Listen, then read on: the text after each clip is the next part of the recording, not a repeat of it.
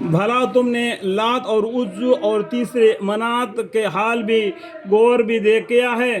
کیا تمہارے لیے تو بیٹے تجویز ہو اور خدا کے لیے بیٹیاں؟ اس حالت میں تو یہ بہت بے ڈھنگ تقسیم ہوئی۔ یہ معبود داد مذکورہ نرے نام ہی نام ہے جن کو تم نے اور تمہارے باپ داداؤں نے ٹھہرا لیا ہے۔ خدا تعالیٰ نے تو ان کے معبود ہونے کی کوئی دلیل بھی بھیجی نہیں، بلکہ لوگ صرف بے اصل خیالات پر اور اپنے نفس کے خواہش پر چل رہے ہیں۔ اپنی نفس، ہر ایک کا انسان کا نفس غلط بات پر ابھر آتا ہے، تو یہ اپنی نفس کے خواہش پر چل رہے ہیں، حالانکہ ان کے پاس ان کے رب کے جانب سے بہت سے رسول اللہ صلی اللہ علیہ وسلم کی ہدایت آ چکی ہے، یعنی پیغمبر صلی اللہ علیہ وسلم کے ساتھ میں ان کو ہدایت آ چکی ہے، حالانکہ ان کے پاس ان کے رب کے جانب سے بہت رسول اللہ صلی اللہ علیہ وسلم سے ہدایت آ چکی ہے، تو ہدایت پکڑنا چاہیے تھا، لیکن پھر بھی یہ لوگ گمراہی میں مبتلا ہے۔ اپنے بڑے باپ دادا جس کو پوجا کرتے تھے اسی کے اوپر اکڑے رہ گئے۔ کیا ان انسان کو اس کی ہر تمنا مل جائے گی؟ کیا انسان کو اس کی ہر تمنا مل جائے گی؟ سو خدائی کے اختیار میں آخرت اور دنیا، یعنی فَلِلَّهِ الْآخِرَةُ الْأُولَىٰ، سو خدائی کے اختیار میں ہے آخرت اور دنیا، اور بہت سے فرشتے آسمان میں موجود ہیں، ان کی سفارش ذرا بھی کام نہیں آ سکتی۔ جو مشرک ہے، جو کافر ہے، جو شرک کر کے اللہ کے نگاہ میں گر گئے، ان کو اور فرشتے اور دنیا اور بہت سے فرشتے آسمان میں موجود ہیں، ان کی سفارش ذرا بھی کام نہیں آ سکتی، مگر بعد اس کے کہ اللہ تعالیٰ جس کو لیے چاہیے اجازت دے اور اسی لیے سفارش کرنے سے راضی ہو۔ اللہ تعالیٰ راضی ہو جس کے لیے سفارش کرنے کے لیے کہا دے تو اور بات ہے۔ جو لوگ آخرت پر ایمان نہیں رکھتے اور فرشتوں کو خدا کے بیٹی کے نام سے نامزد کرتے ہیں، اللہم اغفر، جو لوگ آخرت پر ایمان نہیں رکھتے وہ فرشتوں کو خدا کے بیٹی کے نام سے نامزد کرتے ہیں، حالانکہ ان کے پاس اس پر کوئی دلیل نہیں، صرف بے اصل خیالات پر چل رہے ہیں، اور یقیناً بے اصل خیالات امر حق کے اسباب میں ذرا بھی مفید نہیں ہوتے۔ تو آپ ایسے شخص سے اپنا خیال ہٹا لیجئے۔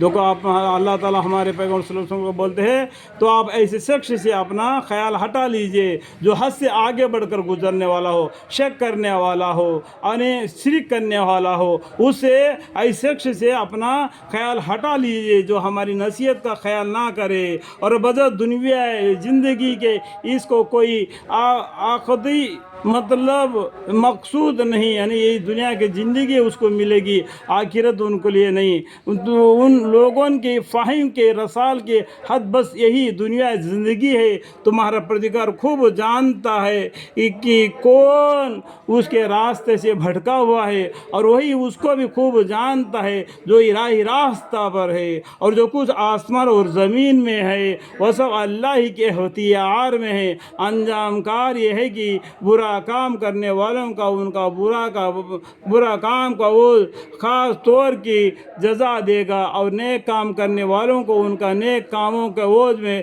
جزا دے گا۔ وہ لوگ ایسے ہیں کہ کبیرہ گناہوں سے اور ان میں بے حیائی کی باتوں سے بالخصوص زیادہ بچتے ہیں، مگر بلکہ ہلکے ہلکے گناہ، یہ آیت کو دوبارہ پڑھتا ہوں، اور جو کچھ آسمان اور زمین میں ہے وہ سب اللہ ہی کے اختیار میں ہے۔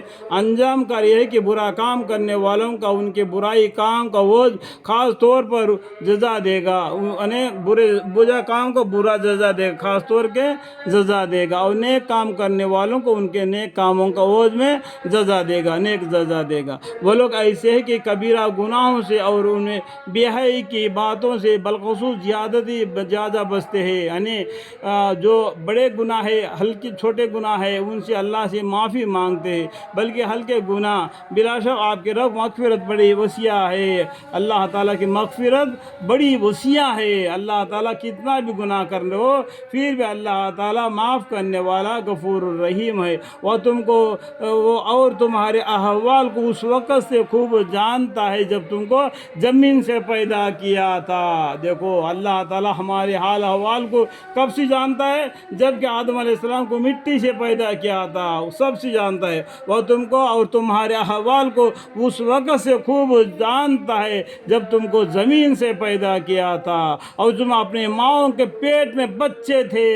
تم اپنے کو مقدس مت سمجھا کرو، اپنے آپ کو بڑا دماغ والا، بڑا طاقت والا، بڑا ہوشیار والا مت سمجھو۔ اللہ تعالیٰ تم کو اس وقت سے جانتا ہے تم کو مٹی سے پیدا کیا اور اس کے بعد میں ماں کے پیٹ میں بچے سے بنا کے تم کو دنیا میں لایا، اس وقت سے جانتا ہے تم کو اللہ تعالیٰ۔ تو تم اپنے کو مقدس مت سمجھا کرو، بس تقوی والوں کی وہی خوب جانتا ہے۔ تقوی یعنی پرہیزگاری، اللہ سے ڈرنے والے، پیغمبر صلی اللہ علیہ وسلم کو بات کو ماننے والوں کو اللہ تعالیٰ خوب جانتا ہے۔ تو بھلا آپ نے اس شخص کو بھی دیکھا جس نے دین حق سے روگردانی کی اور تھوڑا سا مال دیا اور پھر بند کر دیا؟ کیا اس شخص کے پاس کسی سیاح ذریعہ سے غیب سے کہ اس کو دیکھ رہا ہے کہ کیا اس کو اس مضمون خبر نہیں پہنچی جو موسیٰ علیہ السلام کے صحف میں ہے؟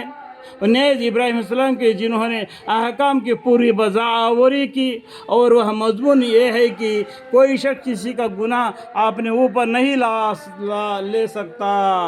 وہ مضمون میں کیا ہے؟ موسیٰ علیہ السلام کے صحف میں اور ابراہیم علیہ السلام کے صحف میں جو مضمون ہے وہ مضمون یہ ہے کہ کوئی شخص کسی کا گناہ اپنے اوپر نہیں لے سکتا، اپنا گناہ کو خود اپنے خیاری کر کے اٹھا کے پل صراط پر سے چل کر اور اللہ کے سامنے کھڑا ہو کے اس کو حساب دینا پڑے گا۔ کوئی کسی کا بوجھ کو نہیں اٹھائے گا، اپنا خود کا بوجھ خود کو ڈھونا پڑے گا۔ اور کہ انسان کو ایمان کے بارے میں صرف اپنے ہی کمائی ملے گی، انسان کو ایمان کے بارے میں صرف اپنے ہی کمائی ملے گی جو دنیا میں کمایا تھا، اور ایک انسان کو ایمان کے بارے میں صرف اپنے ہی کمائی ملے گی، اور ایک انسان کی سایہ بہت جلدی دیکھی جاوے گی، پھر اس کو